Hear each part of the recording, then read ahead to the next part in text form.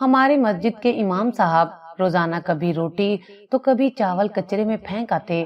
پھر کچھ دیر بعد ایک 13 سالہ لڑکی جس کے کپڑے پھٹے پرانے ہوتے وہ وہاں آ کر کچرے میں سے کھانا اٹھا کر کھاتی۔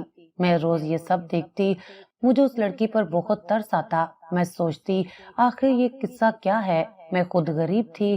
ایک دن میں اس لڑکی کو گھر لے آئی۔ میں جب اس سے اس کی کہانی پوچھتی تو وہ کچھ نہ بتاتی، لیکن اس کے آنے سے میرے گھر میں پیسے کی ریل پیل ہونے لگی تھی۔ میری غربت ختم ہو رہی تھی، مگر ایک دن اچانک اس لڑکی کا پیٹ پھول گیا۔ میں اسے ڈاکٹر کے پاس لے گئی، مگر الٹرا ساؤنڈ کے بعد جو حقیقت پتہ چلی میرا کلیجہ پھٹ گیا، کیونکہ اس لڑکی کا زندگی میرے لیے ہمیشہ ایک مسلسل جنگ رہی ہے۔ میں نے کبھی خوشحال دن نہیں دیکھے اور نہ ہی کسی نے میری تکلیفوں کو سمجھنے کی کوشش کی۔ میں نے تنہائی میں آنکھ کھولی اور تنہائی ہی میری ساتھی بن گئی۔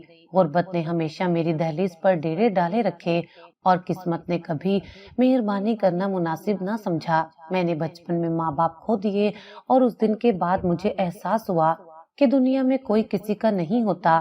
میں رشتہ داروں کے گھروں میں در بدر رہی، ہر جگہ بوجھ سمجھی گئی۔ کسی نے مجھ پر ترس کھا کر ایک وقت کا کھانا دے دیا تو کسی نے احسان جتا کر میری عزت کو مجروح کر دیا۔ میں جیتی رہی، مگر جینے کا مطلب کبھی سمجھ نہیں آیا۔ جب میں بڑی ہوئی تو میری زندگی میں کوئی بڑا خواب نہیں تھا۔ میرے پاس نہ کوئی سہارا تھا، نہ کوئی امید۔ میں نے بس اتنا سوچا تھا کہ جتنی تکلیف میں نے جھیلی ہے وہ کسی اور کو نہ جھیلنی پڑے، مگر میں ایک عورت تھی اور دنیا عورتوں کے لیے آسان جگہ نہیں ہے۔ میں نے سڑکوں پر سوتے بچوں کو دیکھا، بھوک سے بلکتے یتیموں کو دیکھا اور مجھے ایسا لگتا جیسے میں ان میں اپنا عکس دیکھ رہی ہوں۔ شاید اسی لیے جب میں نے اس 13 سالہ بچی کو کچرے میں کھانے کے لیے کچھ تلاش کرتے دیکھا تو مجھ سے رہا نہ گیا۔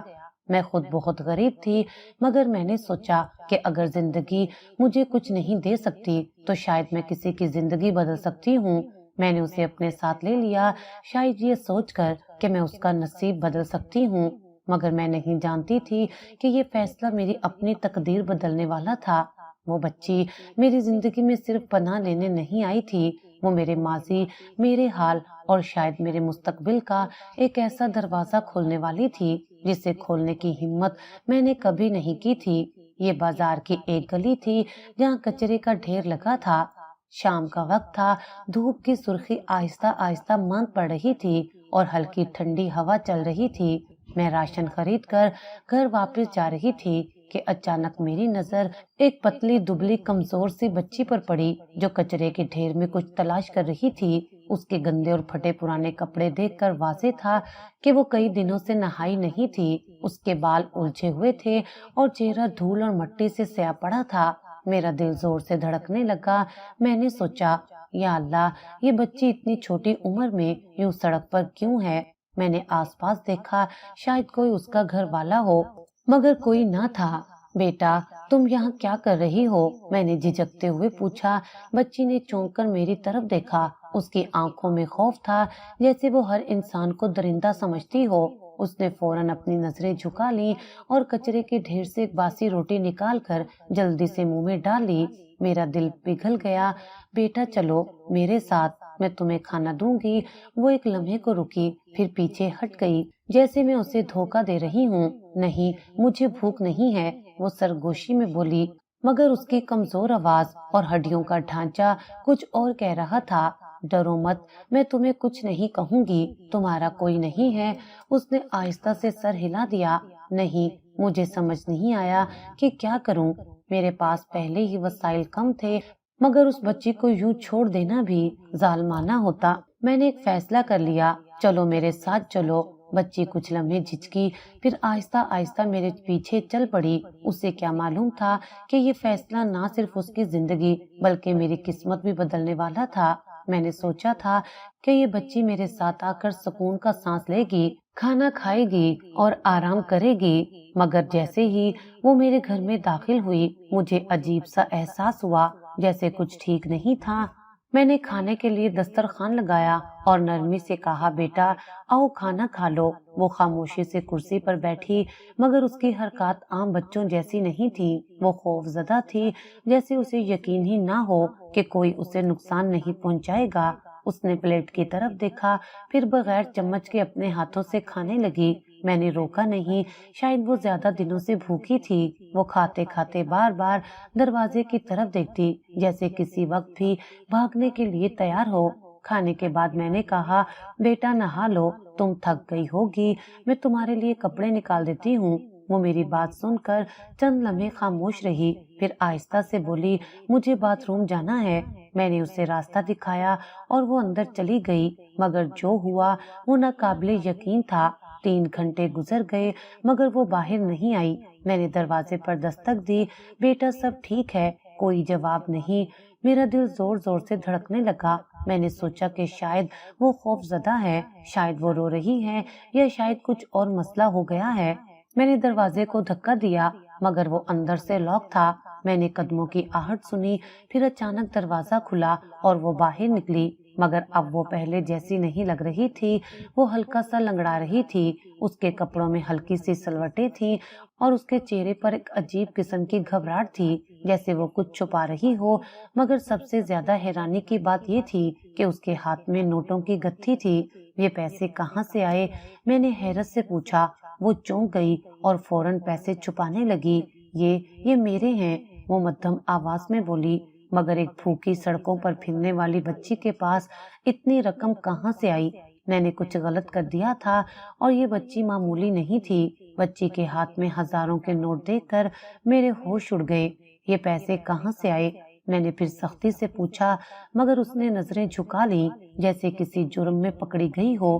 یہ میرے ہیں، اس نے مدھم آواز میں کہا، لیکن تم تو یتیم ہو، کچرے میں کھانے کے لیے کچھ نہیں تھا، پھر اتنے پیسے کہاں سے آئے؟ اس بار وہ خاموش رہی، اس کی آنکھوں میں عجیب خوف تھا، جیسے اگر وہ سچ بولے گی تو کچھ بہت برا ہو جائے گا۔ میرے دماغ میں ہر قسم کے وسوسے آ رہے تھے۔ بیٹا مجھ سے مت چھپاؤ، میں تمہیں کچھ نہیں کہوں گی، میں نے نرمی سے کہا، مگر وہ پیچھے ہٹ گئی جیسے میں اس پر حملہ کرنے والی ہوں۔ میں نے نوٹ لینے کے لیے ہاتھ بڑھایا مگر اس نے جھٹکے سے پیسے مٹھی میں بند کر لیے۔ یہ میرے ہیں، آپ مجھ سے مت چھینو۔ وہ تقریباً چیخ پڑی، اس کے چہرے پر خوف اور مزاحمت صاف نظر آ رہی تھی۔ میرے اندر شک مزید بڑھنے لگا۔ یہ کوئی عام واقعہ نہیں تھا۔ ایک دن پہلے جو بچی کچرے میں سے کھانے کے ٹکڑے تلاش کر رہی تھی، وہ آج ہزاروں کے نوٹ پکڑے بیٹھی تھی۔ میں نے خود کو سنبھالا اور دھیرے سے پوچھا، ٹھیک ہے مت بتاؤ، مگر کم از کم یہ تو بتاؤ کہ تمہیں خطرہ تو نہیں، کوئی تمہیں نقصان پہنچانے کی کوشش تو نہیں کر رہا؟ یہ سنتے ہی اس کی آنکھوں میں ایک لمحے کے لیے خوف کی لہر دوڑ گئی، پھر وہ سر ہلا کر بولی، نہیں، بس میں تھک گئی ہوں، سونا چاہتی ہوں۔ میں نے اسے اور نہیں ٹوکا، مگر میں جانتی تھی کہ یہ پیسے، اس کا باتھ روم میں 3 گھنٹے گزارنا اور اس کا لنگڑا کر باہر آنا، یہ سب عام بات نہیں تھی۔ یہ بچی کوئی معمولی بچی نہیں تھی، اس کے ساتھ کچھ ایسا تھا جو میرے تصور سے بھی باہر تھا۔ اگلی صبح جب میں اٹھی تو میرا دماغ اب بھی کل رات کے واقعے میں الجھا ہوا تھا۔ میں نے سوچا کہ شاید میں زیادہ سوچ رہی ہوں، مگر میرے دل میں بے چینی تھی۔ پیسے کہاں سے آئے تھے؟ وہ باتھ روم میں 3 گھنٹے کیا کر رہی تھی؟ اور سب سے زیادہ عجیب بات، وہ باہر آ کر لنگڑا کیوں رہی تھی؟ میں نے یہ سب نظر انداز کرنے کی کوشش کی، مگر جب میں نے اسے کمرے میں چلتے دیکھا تو میرا شک مزید گہرا ہو گیا۔ وہ عام طریقے سے نہیں چل رہی تھی، اس کا ایک پاؤں جیسے تھوڑا گھسیٹ رہا تھا۔ بیٹا تم ٹھیک ہو؟ میں نے پوچھا۔ اس نے جلدی سے سیدھا ہو کر چلنے کی کوشش کی، مگر میں نے دیکھ لیا کہ وہ زبردستی خود کو نارمل دکھا رہی تھی۔ ہاں میں ٹھیک ہوں، اس نے نظریں چراتے ہوئے کہا۔ تمہاری ٹانگ کو کیا ہوا؟ کل رات تو تم ٹھیک تھی۔ وہ ایک لمحے کو ساکت ہو گئی، پھر بولی، بس زیادہ دیر بیٹھنے سے تھوڑا درد ہو رہا ہے، مگر مجھے یقین نہیں آیا۔ میرا دل کہہ رہا تھا کہ کچھ بہت بڑا راز چھپا ہوا ہے اور یہ بچی اسے مجھ سے چھپا رہی ہے۔ شک بڑھتا جا رہا تھا میرا۔ میں نے اس پر مزید دباؤ ڈالنا مناسب نہیں سمجھا، مگر جیسے جیسے دن گزرتا گیا میں نے محسوس کیا کہ یہ صرف ایک اتفاق نہیں ہو سکتا۔ ہر روز وہ باتھ روم میں جا کر گھنٹوں بند رہتی اور جب باہر آتی اس کے ہاتھ میں ہمیشہ پیسے ہوتے۔ پہلے چند نوٹ تھے، پھر سینکڑوں اور اب ہزاروں روپے نکلنے لگے تھے۔ یہ سب کچھ مجھے الجھا رہا تھا۔ یہ پیسے کہاں سے آ رہے تھے؟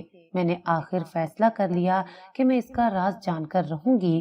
بیٹا، میں آج بازار جا رہی ہوں، تھوڑی دیر میں واپس آؤں گی۔ میں نے جھوٹ بولا، مگر میں کہیں نہیں جا رہی تھی۔ میں اس کے باتھ روم میں جانے کا انتظار کرنے والی تھی اور اس بار میں اسے تنہا نہیں چھوڑنے والی تھی۔ میں نے فیصلہ کر لیا تھا کہ آج میں اس رات سے پردہ اٹھا کر رہوں گی۔ یہ بچی ہر روز باتھ روم میں 3 گھنٹے کیوں گزارتی تھی، اور جب باہر آتی تو اس کے ہاتھ میں پیسے کہاں سے آتے؟ میں نے ناشتہ بنایا اور جان بوجھ کر کہا، بیٹا میں بازار جا رہی ہوں، تم آرام کرنا۔ اس نے مجھے عجیب نظروں سے دیکھا، جیسے یقین نہ آ رہا ہو کہ میں اسے اکیلا چھوڑ کر جا رہی ہوں، مگر پھر اس نے جلدی سے سر ہلایا اور خاموشی سے بیٹھ گئی۔ میں دروازہ کھول کر باہر نکلی، مگر فوراً واپس آ کر کونے میں چھپ گئی۔ میں نے دروازے کے سوراخ سے اندر جھانکا، وہ کچھ لمحے خاموش بیٹھی رہی، پھر جلدی سے اٹھی اور سیدھا باتھ روم کی طرف بھاگی۔ میرا شک درست تھا، اب بس مجھے انتظار کرنا تھا۔ باتھ روم میں کیا ہو رہا تھا؟ 5 منٹ گزرے، پھر 10، پھر 30، مگر اندر سے کوئی آواز نہیں آ رہی تھی۔ میں نے آہستہ سے دروازے کے قریب جا کر کان لگایا۔ اندر سرگوشیوں جیسی آواز تھی، جیسے کوئی کسی سے بات کر رہا ہو، مگر وہ اندر اکیلی تھی۔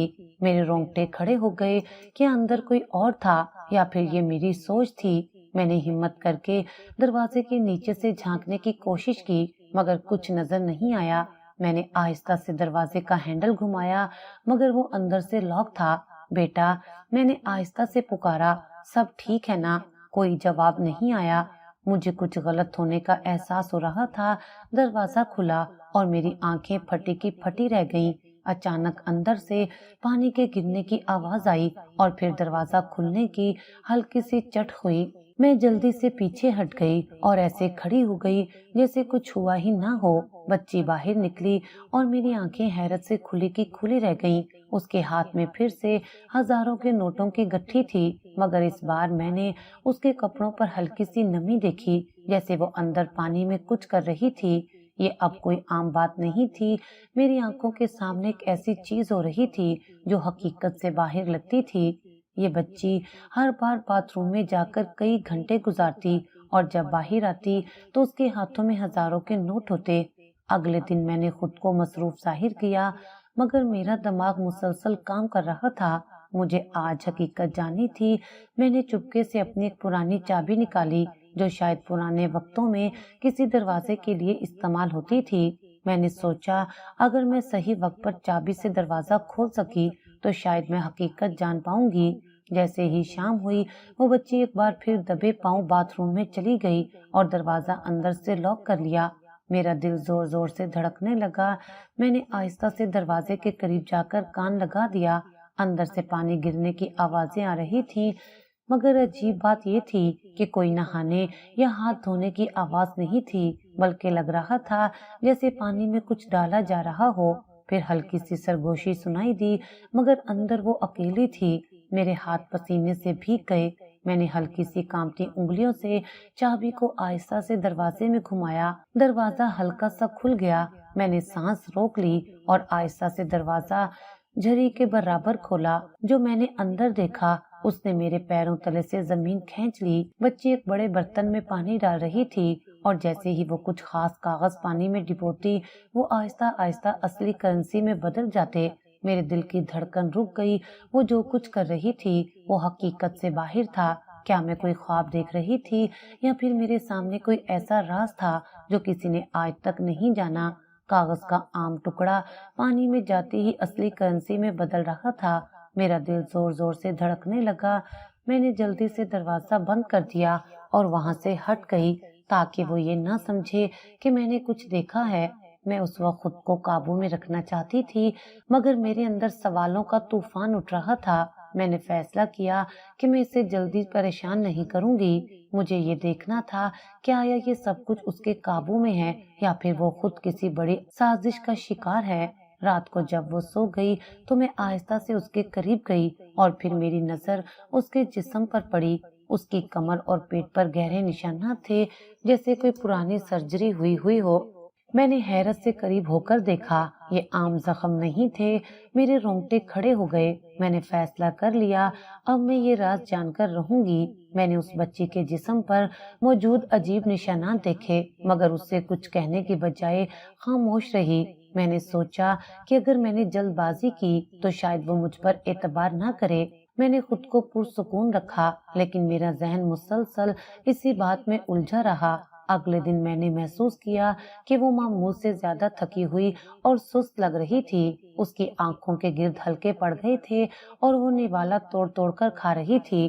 میں نے کچھ کہنے کے لیے منہ کھولا ہی تھا کہ اچانک وہ کراہتے ہوئے پیٹ پکڑ کر نیچے گر گئی۔ میں گھبرا کر اس کے قریب پہنچی۔ اس کا چہرہ زرد ہو چکا تھا اور اس کی سانسیں بے ترتیب ہو رہی تھیں۔ وہ فرش پر لیٹ کر اپنے پیٹ کو زور سے پکڑے ہوئے تھی، جیسے وہاں کوئی ناقابل برداشت درد ہو۔ زینب، کیا ہوا تمہیں؟ میں نے اسے سہارا دینے کی کوشش کی، مگر وہ درد سے تڑپ رہی تھی۔ پسینے کے قطرے اس کی پیشانی پر نمودار ہو رہے تھے۔ اس کی آنکھیں بند ہو رہی تھیں اور ایسا لگ رہا تھا جیسے وہ کسی وقت بھی بے ہوش ہو جائے گی۔ میں نے گھبرا کر جلدی سے پانی کا گلاس اٹھایا، مگر اس نے اپنے ہونٹ سختی سے بھینچ لیے اور کچھ بھی پینے سے انکار کر دیا۔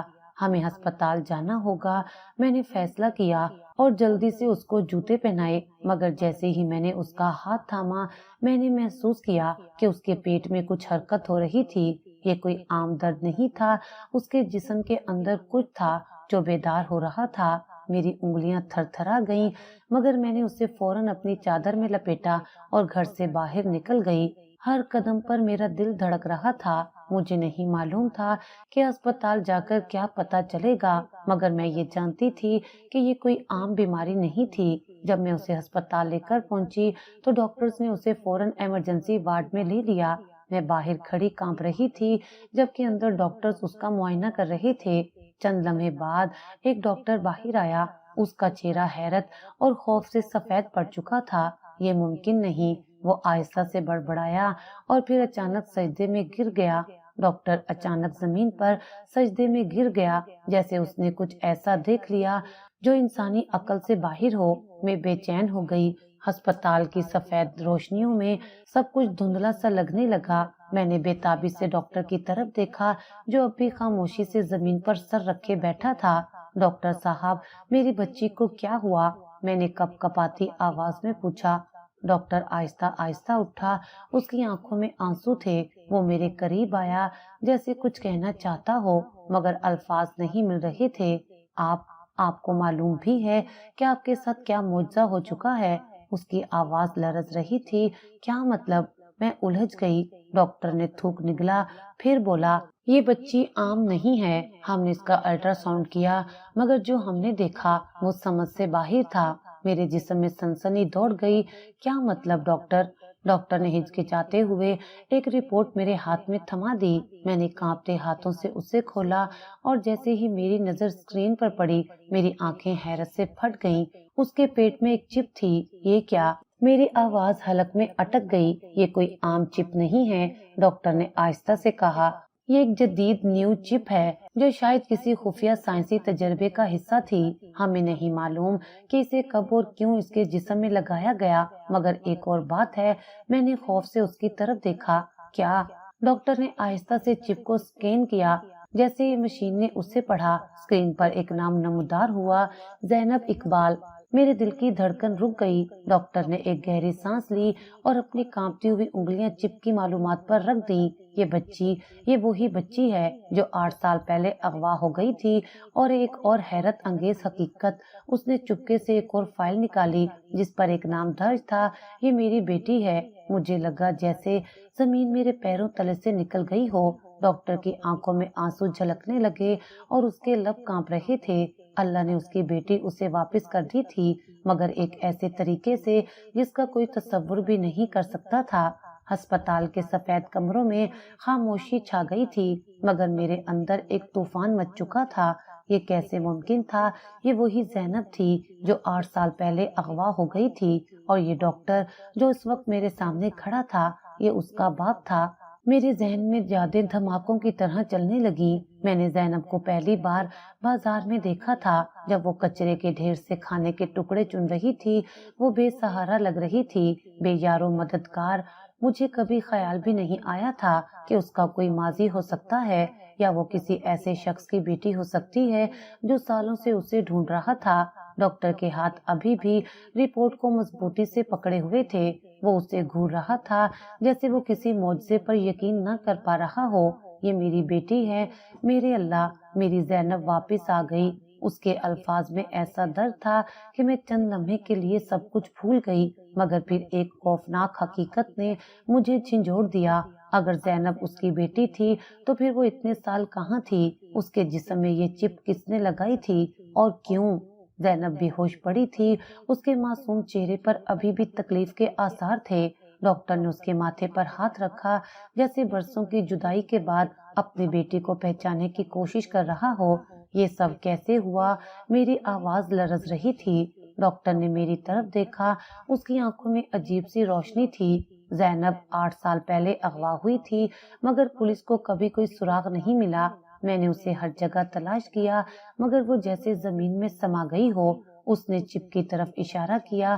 یہ چپ عام نہیں ہے، یہ کسی جدید سائنسی تجربے کا حصہ ہو سکتی ہے۔ میرے رونگٹے کھڑے ہو گئے۔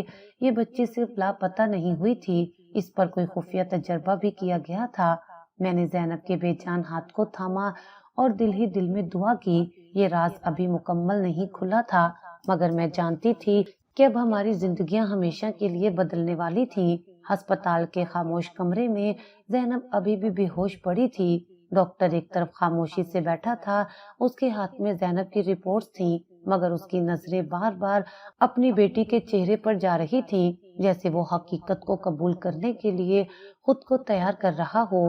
میں دروازے کے پاس بیٹھی تھی، مگر میرا دماغ مسلسل الجھا ہوا تھا۔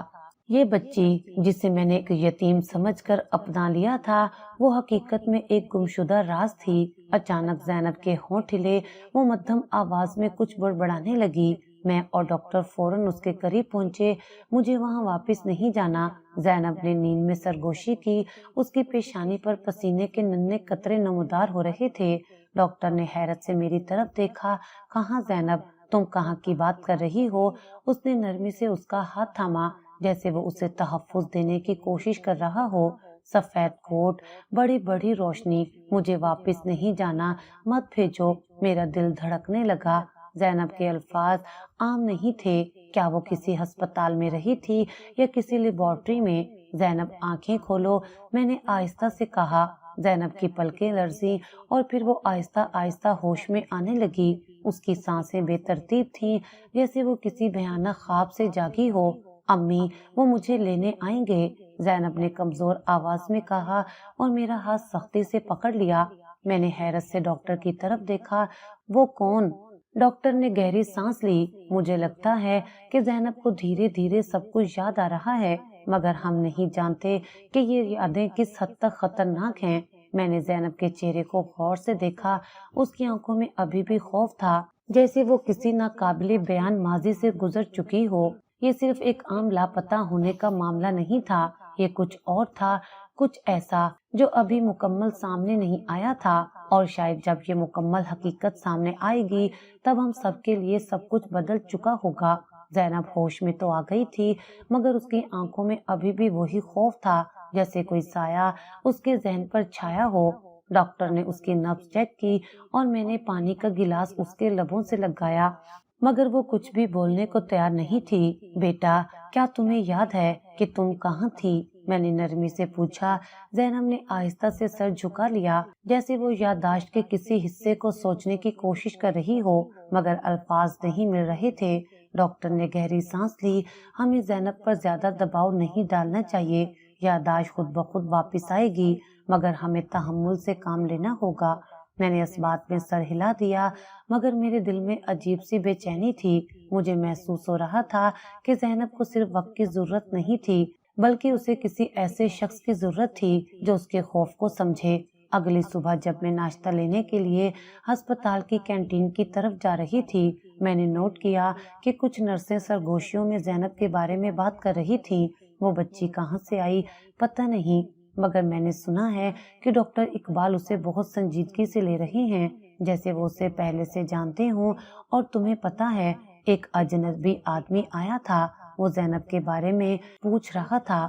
میرے قدم وہیں رک گئے، کوئی زینب کے بارے میں کیوں پوچھ رہا تھا؟ میں نے فوراً پلٹ کر ادھر ادھر دیکھا مگر کچھ غیر معمولی نظر نہیں آیا، مگر میرے اندر ایک احساس جاگ چکا تھا، یہ سب عام نہیں تھا، کوئی تھا جو زینب پر نظر رکھے ہوئے تھا۔ جب میں واپس زینب کے کمرے میں گئی، میں نے دروازہ اندر سے لاک کر لیا۔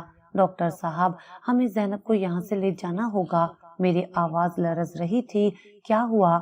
ڈاکٹر نے حیرانی سے پوچھا۔ کوئی ہسپتال میں اس کے بارے میں پوچھ رہا تھا، یہ خطرناک ہو سکتا ہے۔ ڈاکٹر کے چہرے پر تناؤ پھیل گیا، وہ چند لمحے خاموش رہا، پھر آہستہ سے بولا، ٹھیک ہے، ہمیں زینب کو ایک محفوظ جگہ لے جانا ہوگا۔ ہم اب ایک ایسے سفر پر نکلنے والے تھے جہاں خطرہ ہماری ہر حرکت پر نظر رکھے ہوئے تھا۔ ہم نے جلدی سے اسپتال چھوڑنے کی تیاری کی۔ ڈاکٹر نے اپنی گاڑی نکالی اور میں نے زینب کو آرام دہ کمبل میں لپیٹ دیا۔ وہ اب بھی کمزور تھی مگر اس کی آنکھوں میں ایک انجانا خوف تیر رہا تھا۔ بیٹا، ہم کہیں جا رہے ہیں مگر تم بالکل محفوظ ہو۔ ٹھیک ہے، میں نے نرمی سے کہا۔ زینب نے کوئی جواب نہیں دیا، بس خاموشی سے گاڑی کی کھڑکی سے باہر دیکھتی رہی۔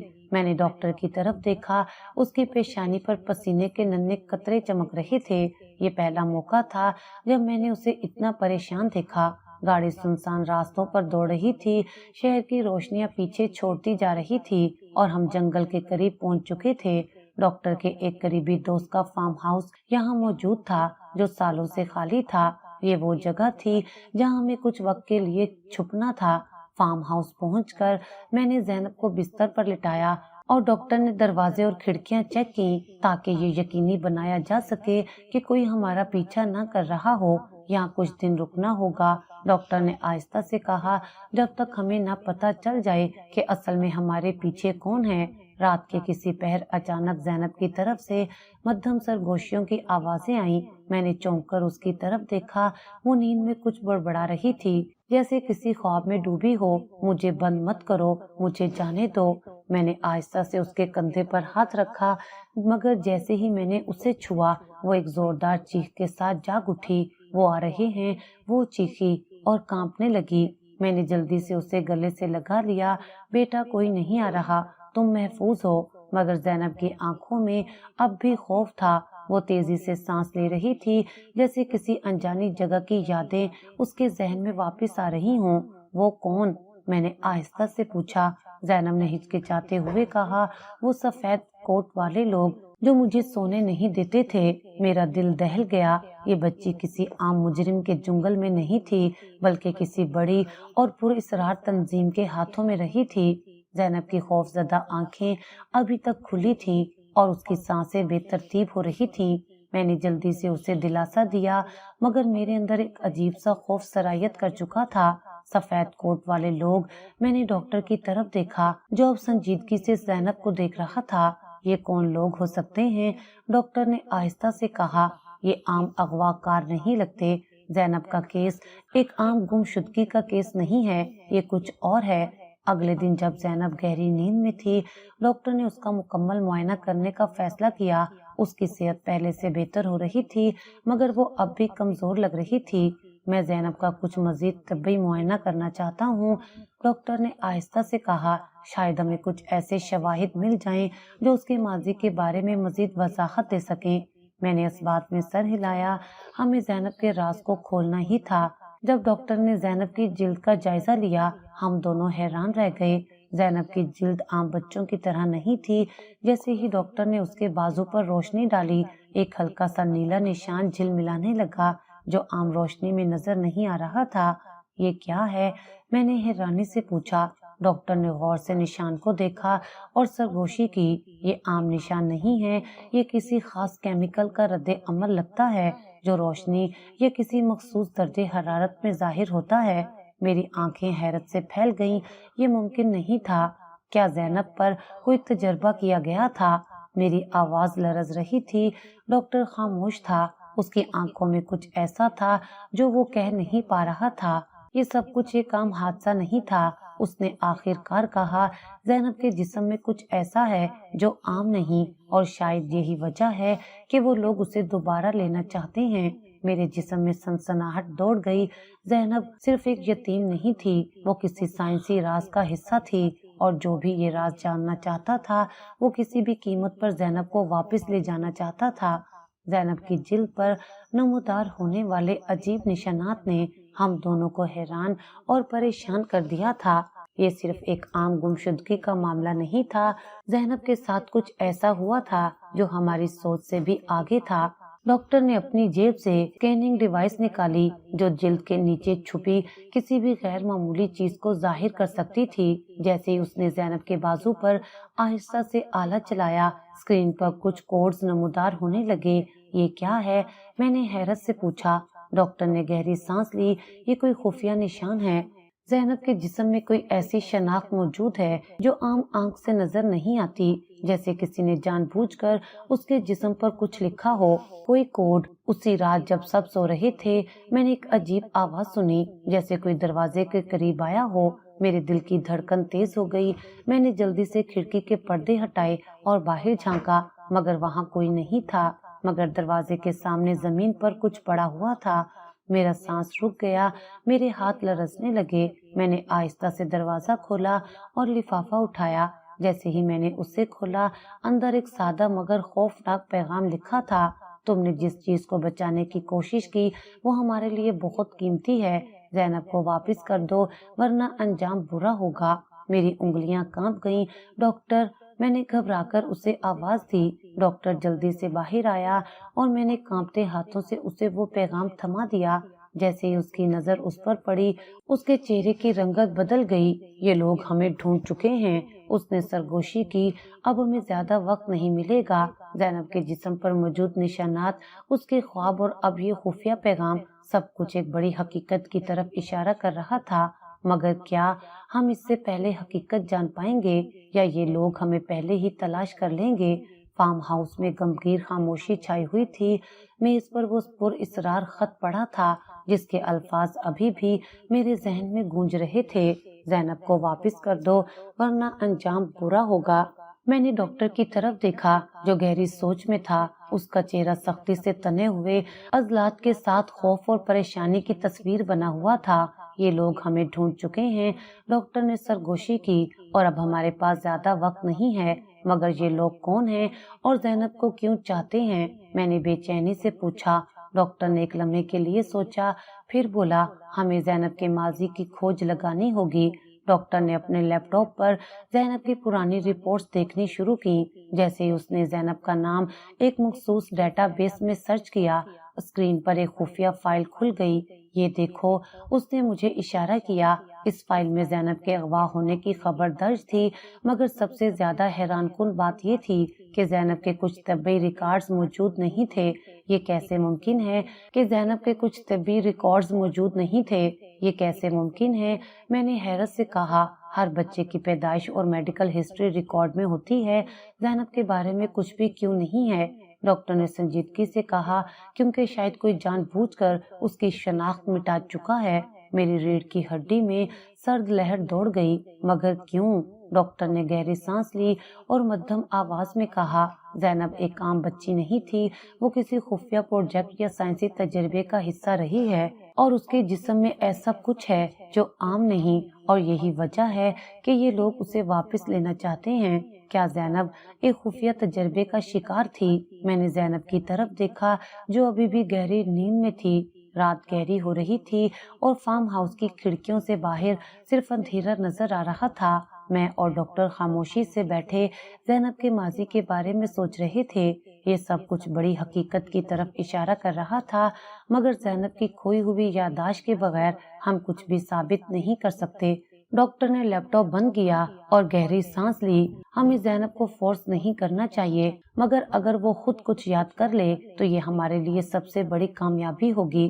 میں نے زینب کی طرف دیکھا جو کمرے کے کونے میں بیٹھی کھڑکی کے باہر دیکھ رہی تھی۔ اس کی آنکھوں میں خوف اور الجھن تھی، جیسے وہ کچھ یاد کرنے کی کوشش کر رہی ہو، مگر کوئی نادیدہ دیوار اسے روک رہی ہو۔ زینب بیٹا، تم کچھ سوچ رہی ہو؟ میں نے نرمی سے پوچھا۔ وہ کچھ دیر خاموش رہی، پھر آہستہ سے بولی، مجھے خواب آ رہے ہیں، عجیب و غریب خواب۔ میرے اور ڈاکٹر کے کان کھڑے ہو گئے۔ کیسے خواب بیٹا؟ میں نے اس کے قریب جا کر پوچھا۔ زینب نے اپنی انگلیاں مروڑتے ہوئے کہا، میں ایک جگہ ہوں جہاں بہت ساری سفید روشنیاں ہیں، وہاں کچھ لوگ ہیں جو سفید کوٹ پہنے ہوئے ہیں، وہ مجھے کچھ انجیکشن دیتے ہیں اور پھر میری آنکھوں کے سامنے سب کچھ دھندلا ہو جاتا ہے۔ میرے دل کی دھڑکن تیز ہو گئی۔ ڈاکٹر نے فوری طور پر پوچھا، کیا تم ان لوگوں کے چہرے یاد کر سکتی ہو یا وہ تم سے کیا کہہ رہے تھے؟ زینب نے آنکھیں بند کی جیسے وہ کچھ یاد کرنے کی کوشش کر رہی ہو، پھر اچانک اس نے آنکھیں کھولی اور گھبرا کر بولی، وہ میرا نام لے کر مجھے بلاتے تھے مگر میرا نام زینب نہیں تھا۔ کیا؟ میں حیرت سے بولی، وہ مجھے کسی اور نام سے بلاتے تھے، وہ مجھے پروجیکٹ زیرو کہہ رہے تھے۔ میرے رونگٹے کھڑے ہو گئے۔ یہ لوگ زینب کو انسان نہیں بلکہ کسی سائنسی تجربے کا حصہ سمجھتے تھے۔ ڈاکٹر نے سنجیدگی سے کہا، ہم نے صحیح اندازہ لگایا تھا، زینب کے ساتھ کچھ ایسا ہوا ہے جو عام نہیں ہے، مگر اب سوال یہ تھا، زینب کا اصلی ماضی کیا تھا اور پروجیکٹ زیرو کا مطلب کیا تھا؟ زینب کی بات نے سب کچھ ہلا کر رکھ دیا تھا۔ پروجیکٹ زیرو، یہ الفاظ عام نہیں تھے، یہ کسی عام گم شدہ بچی کی کہانی نہیں تھی بلکہ کسی بڑی سازش کا حصہ لگ رہی تھی۔ ڈاکٹر کے چہرے پر گہری سوچ کے آثار نمایاں تھے۔ اگر زینب کو پروجیکٹ زیرو کہا جاتا تھا تو اس کا مطلب ہے کہ یہ کوئی تجربہ تھا، کوئی سائنسی تحقیق جس میں زینب کو شامل کیا گیا تھا۔ میں نے چونک کر پوچھا، مگر وہ تجربہ کیا ہو سکتا ہے اور یہ لوگ اس کے پیچھے کیوں ہیں؟ ڈاکٹر نے لیپ ٹاپ کھولا اور کچھ خفیہ ڈیٹا بیسز کھنگالنے لگا۔ اس کے چہرے پر تناؤ تھا جیسے وہ کسی بڑی حقیقت کو کھولنے والا ہو۔ چند منٹ بعد اس کے ہاتھ ایک فائل پر رک گئے۔ یہ دیکھو، اس نے اسکرین میری طرف گھمائی۔ ایک نام سامنے آیا، یونائٹڈ بائیوٹیک ریسرچ سینٹر۔ یہ ایک بین الاقوامی لیبارٹری تھی جو جینیاتی تبدیلی اور انسانی جسم پر خفیہ تجربات کرنے کے الزامات کے زد میں رہی تھی۔ یہ وہی لوگ ہو سکتے ہیں، ڈاکٹر نے پرجوش انداز میں کہا۔ یہ تنظیم بچوں پر خفیہ تجربات کرنے کے لیے مشہور ہے۔ حکومت ان پر کئی بار تحقیقات کر چکی ہے مگر کوئی ثبوت نہیں ملا۔ میری سانس رکنے لگی۔ تو کیا زینب بھی؟ ڈاکٹر نے سر ہلایا۔ ہاں، زینب شاید ان کے تجربات کا حصہ رہی ہے اور چونکہ وہ کسی طرح بھاگ نکلی، اب وہ اسے دوبارہ قابو میں لینا چاہتے ہیں۔ اب ہمیں زینب کے جسم میں ہونے والی تبدیلیوں کو مزید گہرائی سے سمجھنا تھا۔ ڈاکٹر نے جلدی سے ایک اور ٹیسٹ کیا اور حیران ہو کر بولا، زینب کے ڈی این اے میں کچھ معمولی رد و بدل ہے، جیسے کسی نے اس میں کچھ خاص شامل کرنے کی کوشش کی ہو۔ میں نے حیرانی سے پوچھا، یہ کیسے ممکن ہے؟ ڈاکٹر نے سنجیدگی سے کہا، یہ تنظیم شاید جینیاتی سطح پر تجربے کر رہی تھی۔ زینب ایک عام بچی نہیں ہے، وہ ایک ایسی انسانی تبدیلی کا حصہ ہو سکتی ہے جو سائنسی لحاظ سے غیر معمولی ہے۔ میرا دماغ سن ہو گیا۔ اس کا مطلب ہے کہ زینب ان لوگوں کے لیے ایک خزانہ ہے اور وہ کسی بھی قیمت پر اسے دوبارہ لینا چاہتے ہیں۔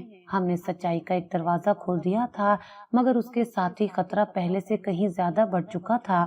ہم نے جتنا کھوجا اتنا ہی حقیقت ہمارے قابو سے باہر ہوتی جا رہی تھی۔ زینب کوئی عام گمشدہ بچی نہیں تھی بلکہ وہ کسی بڑی سائنسی تحقیق کا حصہ تھی، ایک ایسا راز جو اگر دنیا کے سامنے آ گیا تو بہت سے طاقتور لوگ بے نقاب ہو سکتے تھے۔ ڈاکٹر نے سنجیدگی سے کہا، ہم زینب کو ہمیشہ کے لیے چھپا نہیں سکتے، ہمیں اس کے معاملے کو دنیا کے سامنے لانا ہوگا، ورنہ یہ لوگ اسے بار بار پکڑنے کی کوشش کریں گے۔ مگر کیسے؟ میں نے پوچھا۔ ڈاکٹر نے گہری سانس لی، ہمیں میڈیا کے پاس جانا ہوگا۔ اگر یہ خبر دنیا میں پھیل گئی تو یہ لوگ زینب کو نقصان نہیں پہنچا سکیں گے۔ یہ ایک بڑا فیصلہ تھا مگر ہمارے پاس اور کوئی راستہ نہیں تھا۔ زینب اچانک بے ہوش ہو گئی۔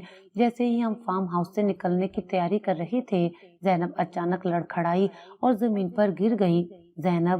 میں نے گھبرا کر اسے اٹھانے کی کوشش کی مگر اس کی آنکھیں بند ہو چکی تھیں اور اس کے جسم میں کوئی حرکت نہیں تھی۔ ڈاکٹر فوراً اس کی نبض چیک کرنے لگا۔ یہ کیا ہو رہا ہے؟ میں نے گھبرا کر پوچھا۔ ڈاکٹر کی آنکھوں میں خوف تھا۔ چپ! زینب کے جسم میں جو چپ تھی اس نے کوئی نیا سگنل بھیجا ہے، مگر کیوں؟ ڈاکٹر نے جلدی سے اپنے اسکیننگ ڈیوائس سے زینب کے جسم کا معائنہ کیا اور جو اسکرین پر نظر آیا اس نے ہمیں جھنجھوڑ کر رکھ دیا۔ کسی نے چپ کو ایکٹیویٹ کر دیا ہے اور اب وہ جان چکے ہیں کہ ہم کہاں ہیں۔ میری سانس رک گئی، یہ لوگ ہمیں ڈھونڈ چکے ہیں۔ ڈاکٹر نے سر ہلایا۔ ہاں، اور ہمارے پاس وقت بہت کم ہے، اب کیا ہوگا؟ زینب زمین پر بے ہوش پڑی تھی اور دشمن ہمارے قریب آ چکے تھے۔